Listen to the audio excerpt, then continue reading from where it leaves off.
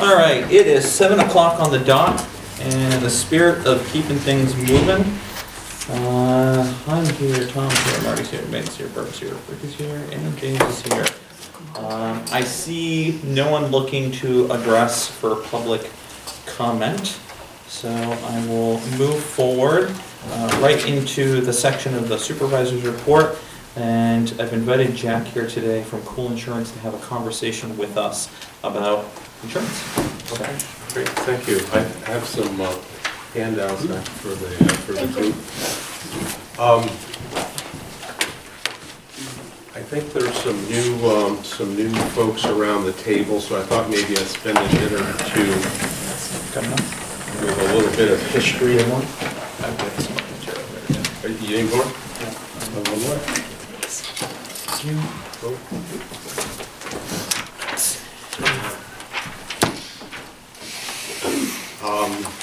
My firm has had a business relationship with the town, I think dating back to about 1990 or so, so we're moving into 25, 26, 27 years. Over the first part of that relationship, we've had a couple of different insurance companies on the town's program. We're talking about the property casualty program, property liability. Then in the late 1990s, we put the program, replaced the program with NYMER, and NYMER is an insurance reciprocal. It's a key distinction that I think you need to understand. They're not a for-profit insurance company. They're a company that's owned by their members, and they were developed or formed in the early 1990s. If those of you that have gray hair like I do back in the mid-80s may remember there was a municipal insurance crisis in the mid-80s. Governor Cuomo was in charge of things at the time. They came up with what they called the Municipal Assistance Program, MAP program, which was kind of like an assigned risk program. That would be a different Mary Cuomo. That would be a different Cuomo. That would be the Mary. That would be Andy's dad. Yeah. So anyway, and that's really how, that was the genesis of how NYMER was formed. There was a lot of peaks and valleys and herky-jerky action in the insurance business. A lot of the standard players ran away. They didn't want to write munis. And so NYMER started. And in rough terms, there's about 1,600 or 1,700 municipal governments in New York State. NYMER, as of the end of 2015, insured 880 of them now, so they've got over 50% penetration. So that's the history, and so the town has been with NYMER for 16, 17 years. I thought it would probably be prudent every now and then to go out to the marketplace to get some quotes to just see how NYMER's pricing is versus the private marketplace. And that's the first exhibit I have here is the results of this exercise. And you'll see that the expiring premiums in 2015 with NYMER were like $123,000. And then their renewal came in at $114,650, which was a really nice reduction, about $9,000 reduction. And then there are the numbers from the competing carriers. When I was up here on the 29th of December meeting with Michael and Bernie, we spent some time focusing on Travelers. Travelers certainly is a big dog in the business. They're a Dow 30 company, highly capitalized. Wouldn't say they have the same maybe commitment to municipal insurance that NYMER does, because that's all NYMER does do. But at a $10,000 premium difference, you know, I think it's something that we should talk about a little bit. So let's move to exhibit number 2. If I were on your side of the table, I might say, well, how has NYMER treated the town over the last 5 or 6 years? In this exhibit, you'll see that in 2010, the town's P&C program premiums were running about $125,000, And that's when you had building and contents property values of about 13 million. And while your budget was higher than 2.9, insurance companies rate your liability premium based on certain aspects of your budget expenditures. And those expenditures that you were rated on in 2010 were 2.9 million. We come across the bottom of the page, here we are 6 years later, your property values have increased to a little over $18 million, a 40% increase.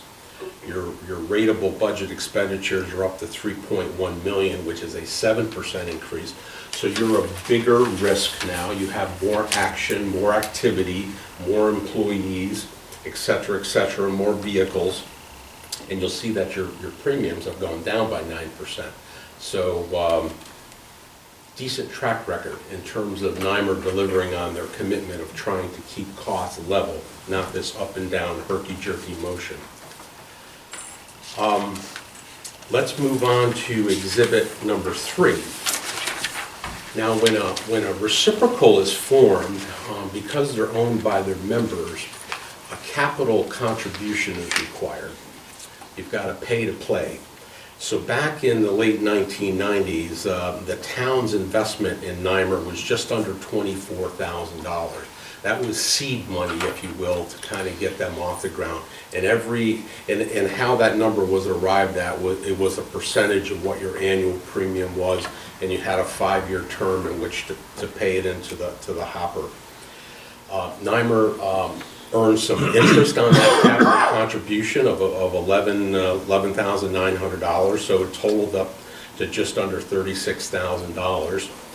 And then in 2009, NYMER began to reimburse those funds back to the town. They did that over a 3-year period of time, and I guess record, I didn't bring the exact dollar amount here, but your record should show that you were getting these capital contributions returned to you. Now we're going to move to the 4th slide. Now that NYMER is viable, they're rated by the AM Best Company, which is a financial rating organization, much like a Moody's or Standard & Poor's. They have an A- rating, return the seed capital.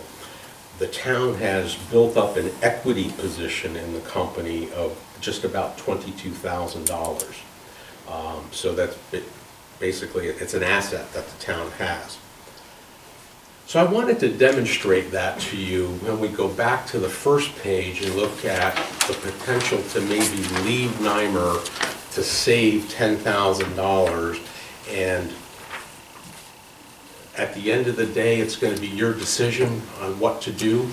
It's certainly your money.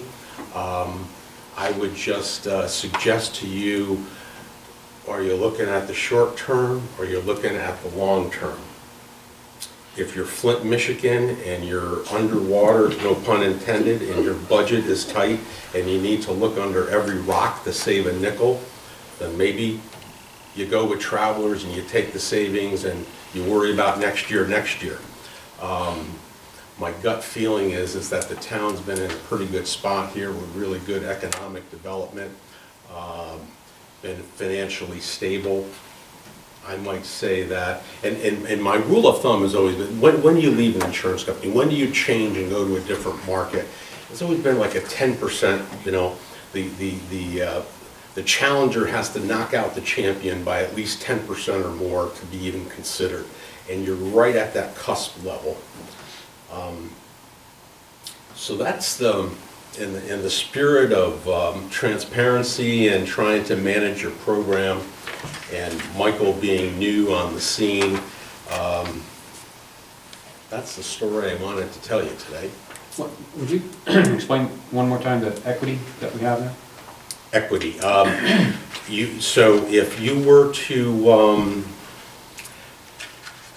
that's a surplus that NYMER has when divided back by the percentage of contribution that the town represents to the total. And if we go back to that page, you'll see that they have a surplus of $49 million. Your percentage of that is 21.8. Now, the New York State Department of Financial Services, that's what the insurance department's called now, they won't let an insurance company disperse all of their surplus. You've got to keep money in the bank for a rainy day. But at some point, I think the insurance department's going to give the blessing to NYMER to say you can dispense the surplus. You can pay a dividend back to your members, and you'll get these dollars back. If you were to exit NYMER and say goodbye to them and go do business with a new insurance company, you could make an appeal to NYMER to have this money returned to you, refunded to you. It's yours. And that's at 22%, is that what this says here, subscriber share? Of total? 0.22 of 1%.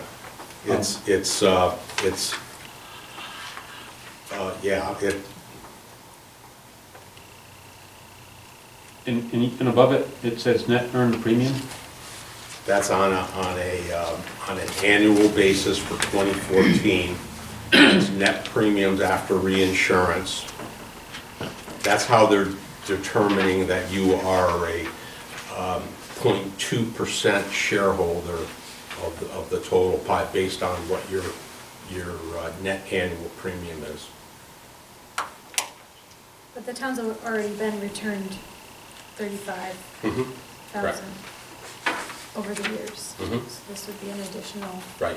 It would kind of be like, Meg, like buying stock for $100 a share, and it goes up to 140, and then you sell a certain amount of stock to get your original investment back, and now you're just riding on the remainder, and that remainder is like 22. And will this change, this 21? It likely will grow. Yes. It likely will grow.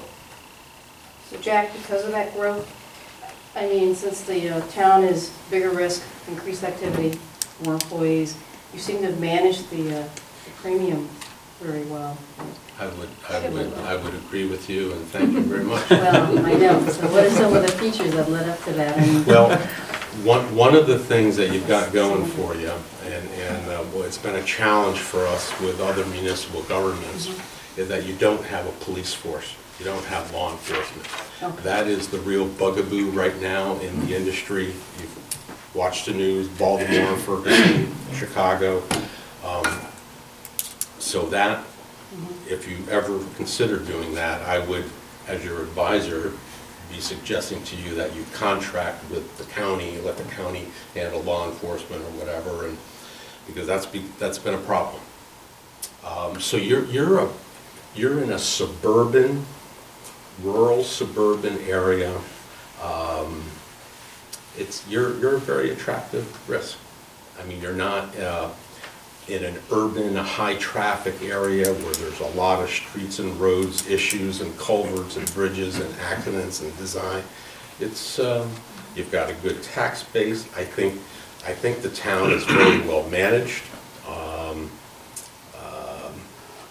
You're on top of stuff. Kind of a good gauge for the health of the community in a way. yeah. Yeah. That's why I was asking, Meg, just because I wanted to understand Yeah. the significant difference in managing those premiums. Yeah. You know, what has put us in that affirmative condition. And should we go to a different insurance program like a Travelers insures everything. They've got manufacturers and contractors and municipal governments and hospitals, and so they could have different segments of their business blow up, if you will, that will then affect the pricing on a segment. Even if municipalities were performing very good, if they go underwater, their shareholders say, got to get more rate. So it's like the high tide raises all boats. Everyone's got to take an increase. So that's what makes NYMER a little bit different. All they do is New York State municipal governments. Any other questions? I just want to say that as I was going through the transition and we were closing out the year, I really appreciated Jack's understanding that I wanted to bring him before you folks as a board to get a sense of what was going on. not to just to have these conversations and say, well, this is the recommendation. I think it's really important that the board is educated on this and stay up to date on it as well. I appreciate the relationship that you've had with the town. And independently, I touched base with a number of supervisors around Clinton County and elsewhere just to get my finger on the pulse of, is NYMER really as respected as it seems they are? And I got a thumbs up approval from a lot of individuals. So it was nice to hear that, not only from yourself, but folks that are working with NYMER day in and day out. So. Okay, good. So the proverbial reference check, I wanted to mention NYMER insures Clinton County, Essex County, they have the town of Champlain, Chazy, Sable, Peru, Rouse's Point, Keene, North Elba, Scroon, Ticonderoga, Wilmington. They have fairly good, I mean, they don't have everybody, but they've got a fairly good representation. So what we did, when I was here on the 29th of December, it was anticipating a January 10th policy renewal day, anniversary date. And so Michael asked me to come back to this meeting, so we bought a 30-day extension to throw this out to December 10th, just to see if there's any desires or wishes of the town maybe making a change or a switch. And that, of course, will be your decision. Till February 10th? Yeah, yeah. You said December 10th originally. Oh, did I? I'm sorry. It's okay. I don't mean to call you out, I just wanted to be sure Yeah, that no, February. that was the correct date, Yeah. okay. 30 days. So, but again, my style, as many of you know, one person, one vote, wanted to bring forth some information to you folks, and before Jack was able to get up here and, to provide you some information, and if it's the general sentiment of this group, we'll populate a resolution, for the next meeting, so. I'm just curious on Sure. this. I'm interested in these, the unassigned surplus in it. According to my figures, and I could be wrong, that would be about $107,000. That's 0.22%. Excuse me. So that, what you're saying is that's our share, so to speak, of what they have now. It could be more, it could be less later. And then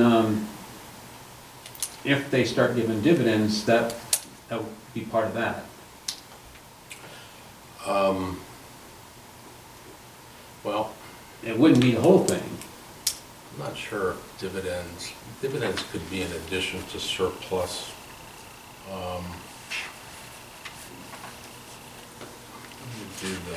What did you do? Did you take .0022 Yeah, times 49 million?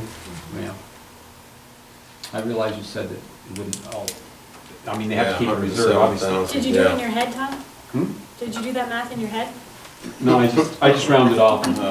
No, I actually put on the paper because I was trying to listen at the same time, and I can't listen at the same time if I'm trying to do it in my head and. I'm just teasing you. Well, I can clarify that calculation. It's their calculation, not mine. I can certainly do a little homework tomorrow and communicate back. But it does seem like that we do have a vested interest as well. You're an owner. You're an owner. If we go to another company, then we're gonna lose that. Correct. That's why it's more of a conceptual, long-range, long-view decision rather than a transactional, this is what we're going to do next year, or this year rather, and then next year we'll reset and we'll see what the market does. I think it's important to consider too, if you leave any organization, okay, the clock doesn't necessarily kind of freeze for when if you decide to go back. There's a complete reset in many of those models. So overall, I think the benefits are well worth our advantage. So.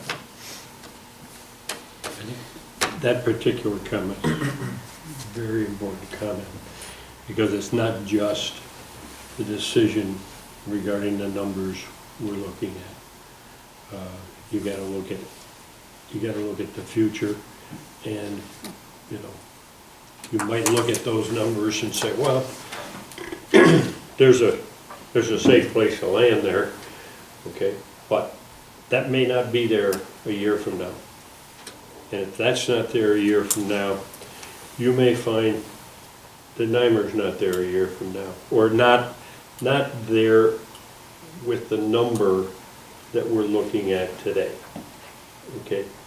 That our relationship with them would have changed, that we would not have the same financial posture with them that we have right now.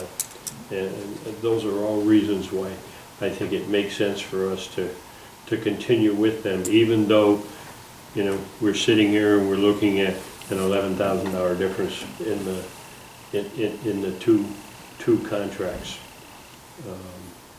You know, I think it's a wise move for us to stay there. We have a significant investment with them, not just an investment of money that's been put with them over a period of time, but it's an investment of goodwill that's been built up with them over a period of time. And that's, you know, that's not to be minimized. The other thing is, with experience, we know what they paid and what they haven't paid, what you have to go through. Get another company. Sometimes companies don't say, well, no, we don't cover that, I'm sorry, or they make it hard for you to collect. Yeah. Well, your point is well taken in terms of what Marty mentioned too, that there's a cost of change, of transition, and having to build new relationships and have new folks come in and inspect your properties and get to know you. That goes out the window and you have to start over again, and you might find that those relationships aren't as strong as the ones that you presently have. That's I've only experienced this in my own auto insurance. So But it's- anyway. to be respectful of Jack, so he can Yeah. get back on the road. Is the general sentiment that we want to continue with Nymer? Okay, so as I said before, you know, we will work on getting a resolution populated for that. So thank you very much, Jack. you, Appreciate Jack. you making the trip up. Good. And Do you have to drop another contract or something? Is this, no, just it's a verbal, yeah, just okay. And I'll get back to you and I'll show you the formula of how that number. I just like the town to have some, you know, here's some money in the bank somewhere. you know? It's you probably, I don't know if your CPA, they might have knowledge of that. I would think so, because you're getting this statement annually, so I suspect this moves on to your accountant, and they probably recorded it on your balance sheet, I'm thinking, but Thank you, Jack. perhaps not. Thank you very Jack. much. Appreciate it. Good, thank you. We're all lined up for presentations tonight, so. Zip lines with for that- Wallace Hill, I see it now. What'd you Zip say? lines for Wallace Hill, I see it now. Thank you, Jack. Without further Safe ado, travels. Lori, come on up. And are you here as well, I'm Mel? just here for support in case anybody had any questions about how it will affect our programs, this grant. Usually it's okay when I speak for, but Here to talk about the Shape Up Clinton County. Shape up, Kevin? Yeah, shape, yes. Thank just you. take one and pass it around. Actually, I always find it very interesting to come do these presentations and to have a new badge, having been with the health department for so long. But I'm here representing the foundation of CVPH. They were approached middle of the summer to apply for some grant dollars. And these grant dollars are from a group called the New York State Health Foundation. It has nothing to do with the New York State Health Department, it's the New York State Health Foundation. And this is a spin-off group that was established many years ago with dollars from Blue Cross Blue Shield. And they had to use these dollars to, and send them back out into the communities to improve the health, in particular among the lower economic populations across New York State. While I was still at the health department, we actually had a very good track record with them of applying for and receiving monies for health improvement. So this was somewhat of a challenge to write the grant now under the sponsorship of CVPH, but right along the lines of what we've been trying to do here in Clinton County for decades. So they received the grant, we hit the ground running on November 1st. And it's a 2-year grant period of time, $100,000 each year. It has 3 primary focus. The first one is to go out into the community and to establish additional indoor and outdoor pickleball courts. And I'm sure by now, most of you have a working knowledge of what pickleball is. It's a downsized version of tennis. And the older folks in the community have embraced pickleball very, very well. And that's going along rather smoothly here. The second piece of this grant was to enhance the youth recreation opportunities in the parks, not to replace them, but to enhance them with additional dollars by putting together what's called Fitness in the Parks. That would be the grid chart, which is a working document that I wanted you to see. And that one is actually moving along well. And then the last focus of the grant is to establish 1 or more foot golf or soccer golf opportunities. So early on, because I'm not a recreation specialist, I pulled together some of the community partners, and the town of Plattsburgh was one, along with the town of Peru, the city of Plattsburgh. Since then, the town of Saranac is on board. The town of Beekmantown is about 90% on board. I had to sit down with their new supervisor, Rick Potiker, and Sam Campbell. And the town of Beekmantown is the last town that I'm going to reach out to. The second year of the grant, I intend to expand out into other portions of the county as well. What's very interesting about this is the partners, because they've existed so well as a team to enhance physical activity opportunities, nutrition opportunities, all of those things we've all been talking about for years, that when we sit around a table and we look at the dollars that are available, everybody is as frugal with the dollars as I am, being the project manager of this grant. So the town and the city and the town of Peru, they've already earmarked what they can do with pickleball courts at this point. For instance, here in the town of Plattsburgh, we'll get final numbers in this spring to resurface the Treadwells Mills tennis courts, and they'll no longer be tennis courts, but they'll be home to 4 pickleball courts, completely resurfaced, relined. The parks activities actually supplement and enhance what Mel and Aaron have been doing and Bob before them for many, many years, and we'll be bringing in new opportunities for kids to be exposed to hip-hop, dance, karate, different things, because not everybody out there plays baseball, softball, the traditional soccer types of things. So we're looking to engage more of your population by having them go to the parks here in the town of Plattsburgh. So that's what we're doing. I'm meeting with the town boards in the communities that do not have youth commissions. I've already met with the youth commission out in Peru, and we're rolling right along. Are there any questions? Summer disc golf and summer golf? This is very much a draft. The disc golf, I actually have circled on my sheet. I'm gonna be meeting with Janice Trudeau. What's on the table, the actual committee met last week. What's on the table is to replace the disc golf with core strengthening, tumbling, balance, those types of activities along the lines of gymnastics for the younger kids. What we're finding, or it's pretty obvious now, is we have significant levels of obesity, and when you have that in the younger children, they have lack of coordination, lack of body strength, all those things you want them to have. And by offering a gymnastics type of opportunity, that should help them. The disc golf, while it's not completely off the table, we have the opportunity, we have 6 portable disc golf. What's that? We have 6 portable disc golf pieces. That we have? Yes, or the community has. I think we have about 4. 4, okay. Yeah. Those would be brought around to the different communities. One of the other things that's been real obvious too is the town of Saranac, who has never had any type of fitness, any of this, they're starting from scratch, and everybody says, well, you know, we can get these items to you and you can have your program up here. The grant will buy all of the archery equipment that needs to be purchased. This grant has I built it into the grant so that all these things can be shared by the municipalities being brought around by the different vendors. So it's not a cost to any municipality, especially when they have nothing to begin with. So, like I said, it's a What's an example of a vendor? oh, okay, I'm meeting with Center Stage tomorrow at 3 o'clock, Okay. that Heather Van Arsdale. Yep.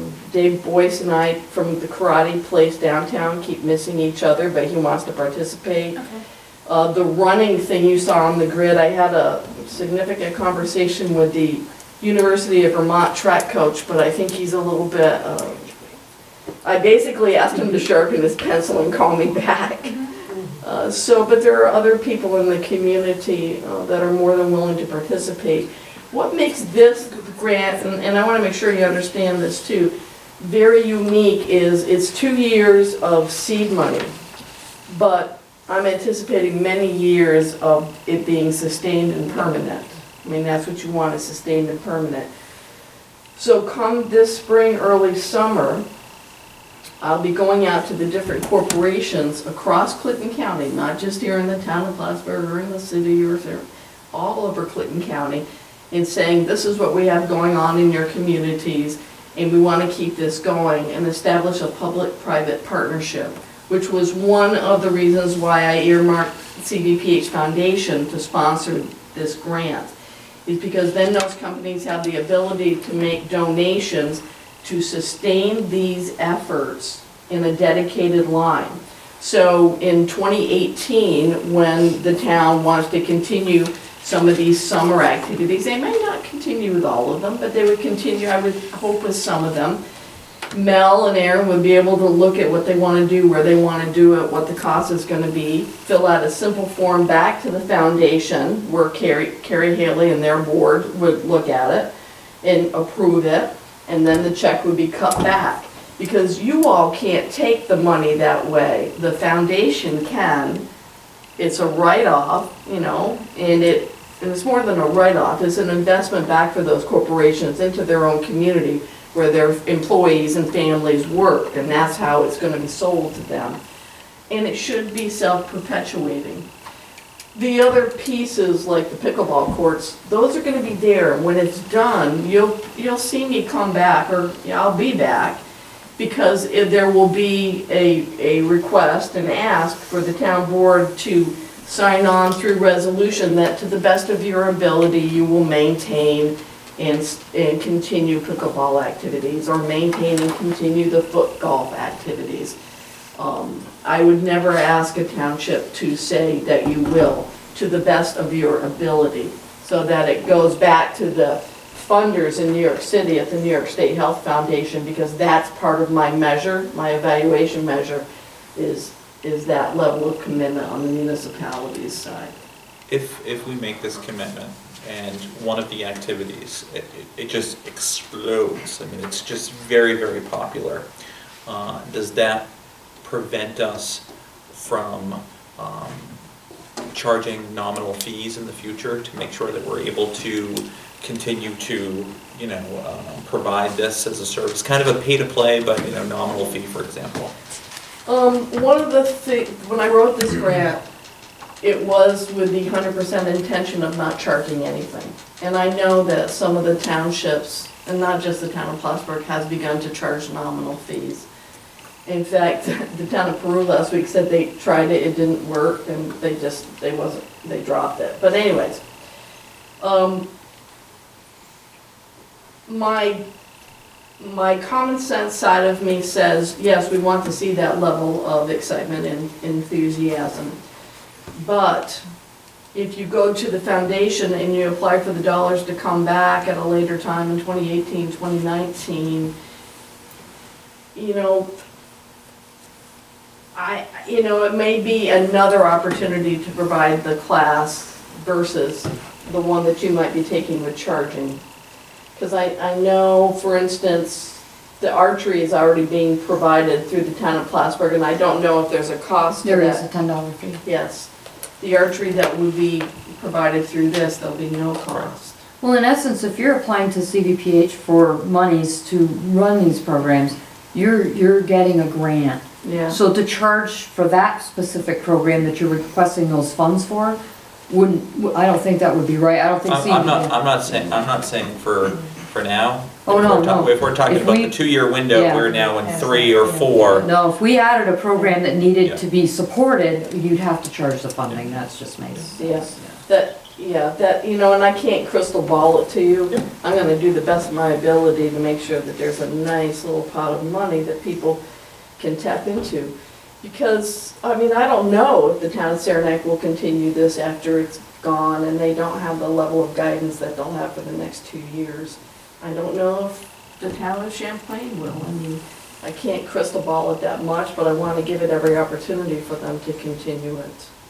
And the funders know that. You can only bring people along so far in a process and set a structure and system up that they can, to engage them, then they've got to carry the ball themselves, so to speak.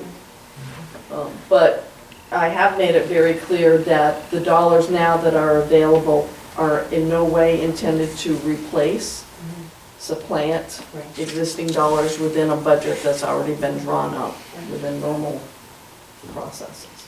So, just make sure I got it right, Champlain, Scarlet Falls, Saranac, Plattsburgh, keep them down. No, Plattsburgh, City of Plattsburgh, Peru, Saranac, Beekmantown, Scarlet Falls.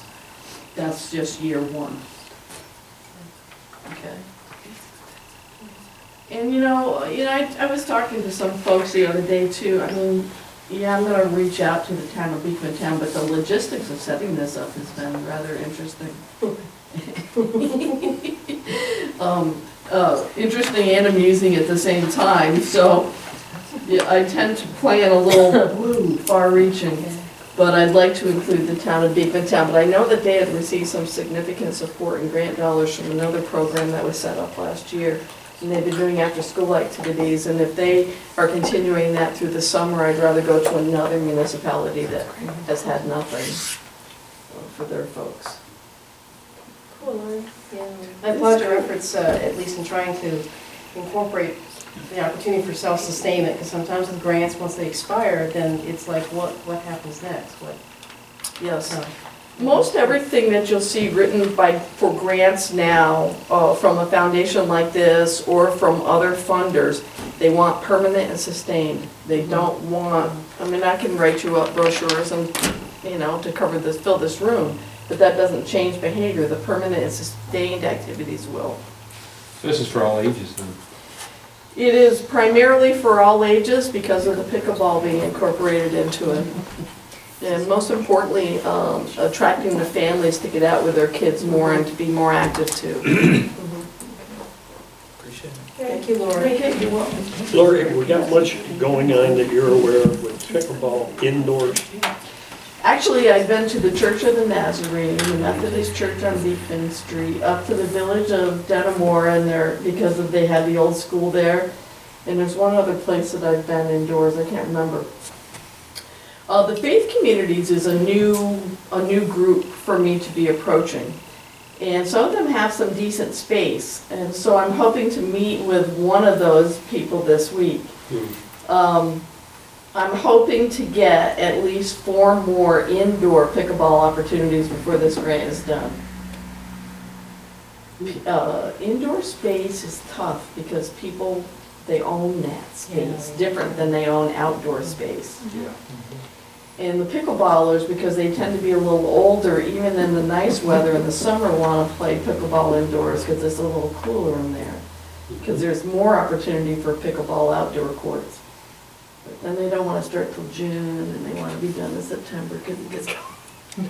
They don't want to. I've heard it all. They don't want any bugs. They don't want, I've heard it all.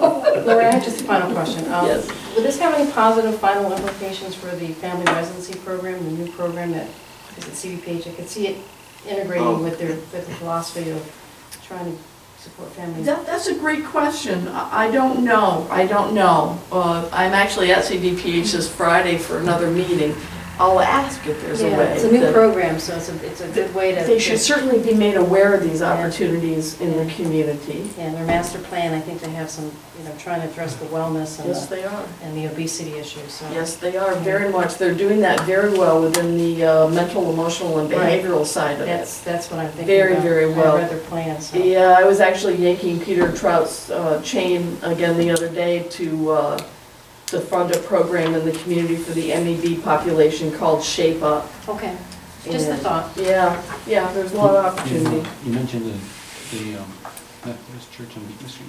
Yes. That's big enough to have a. They have one, as you look at their facility, they have a large community room that is peaked. And they would have enough space just for one court going this way. And as I've talked to the faith communities, in particular Methodists, is they've had a particularly difficult time and challenge bringing their young people in. So they might use this as a launching point to establish another youth group through that program in some of the other programs down at the local health But department. don't they also have a food shelf in that room? Yep, they have the food shelf. We walked all around it. We looked at everything. We were trying to strategize how could this be set up. So it could be pickleball. Pickleball is 40 by 20, Mel? Yeah, about that. About 40 by 20. So there is just enough space as we counted it out and looked at it. And because it would be children playing, it probably would work for a youth group. I just wondered, because I know that they operate food shelf there, I think, well, not every day, but. Not every day. week. Yep. And this would probably be a weekend or an evening type of way to bring in their youth. The Church of the Nazarene, they have a beautiful, beautiful multi-use gymnasium. I mean, it's just beautiful. There's the Wesleyan Church on the Turnpike? I haven't been out there yet. You may want to check out that. Just Yeah. curious, I thought they had a large facility. Oh, I might be gonna wrong. mention it. Yeah, and they have their own policies regarding use of their space. They tend to be one-time community use folks for a fee. So this is a whole new concept that I brought to them that they're just starting to discuss. Because one of the agreements would be is that if they did it for their youth, that they would open it for other youth to be able to go in and they certainly weren't opposed. I was there long enough at each of those places to have a lengthy discussion. They didn't say, no, this isn't for us. They said, okay, we want to learn more. So, yeah. Thank you. Thank you very much. Thank you. Okay. I just also wanted to share the NYMER conversation. They also provide the department heads and other employees a website to go to for trainings that's really good. I don't know if anybody's gone on and looked at that, but I know Bernie's been good about sharing, emails out to us to say, hey, if you need trainings for any of your employees, any kind of safety trainings, they have a wonderful website that they shared with us, so. Appreciate it. Drive safe. Yep. Thanks, Mel. Thank you. See you later. Just moving forward, want to just touch upon that I did receive a letter from Dr. Brimstein, Superintendent of Schools for Peru, noting that for the past 10 years, Peru Central School District has organized a budget advisory committee and is seeking the opportunity for some members. It's a good opportunity to pass that along to constituents, etc. So just wanted to pass that along. As we move forward, did have a couple of updates as it related to some of the resolutions and such, the minutes moving forward. I did have an opportunity to talk with Jim and our highway department about a request to advertise for a new 2010 tandem axle plow chassis for the highway department. We love long titles on these resolutions. So for consideration there, it does note the highway committee has been consulted through that process. If there's any questions or concerns. In a similar fashion, Jim did bring to my attention. As you can see, there's certainly, we continue to do lots of updates between who the current supervisor is and such. So there continues to be documents that we're updating, and it's a slow process. But we received some information here, and Jim is advocating, or recommending, I should say, that we adopt the shared services agreement between New York State Department of Transportation and the town. This is the language that is being presented as a recommendation, so we didn't formally put it in our format. We'll work on doing that for the meeting next week. Is this something that we do No. every year? No, it's my understanding that this is really through a newer process to get this up and running. I'm assuming you're talking about the highway superintendent? Yes, yes. If you're recommending, I can, Yes, and any given day, I've got Jim in highway, Jim the lawyer, or Jim Calnon, so, yes. Those are the big items. Tonight, obviously, we were heavy with presentations. We'll continue to move some things forward as the week goes on. That's it, for the good of the order.